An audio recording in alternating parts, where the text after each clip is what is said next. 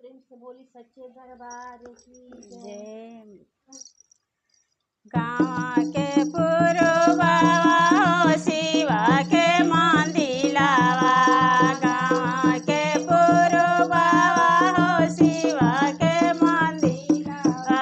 कोयलिया बोलिया बोले ली हो मंदिलावा, कोयलिया बोलिया बोले ली हो होते भोरावा, कोयलिया बोलिया कोयल के आवाज सुनी सासु जे उठली, कोयल के आवाज सुनी सासु जे उठली। बोहारे लगली ना सासु शिवा के मंदिलावा, बोहारे हो लगली ना सासु शिवा के मंदिलावा, बोहारे लगली ना।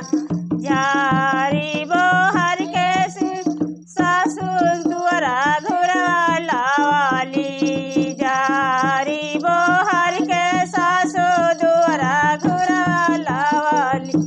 अली हो भैली ना सासु गंगाया सनानावा, चली हो भैली ना सासु गंगाया सनानावा, चली हो भैली ना।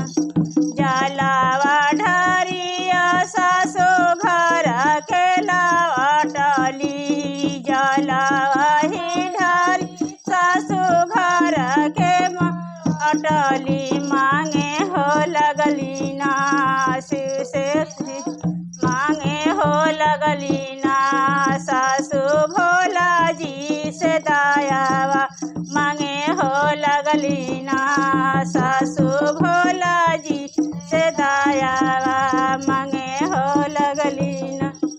घर के लावाटली हो घर के लावाटली, देवे हो लगले ना शिव जी भोला जी सासू जी के दयावा, देवे हो लगले ना भोला जी सासू जी के दयावा।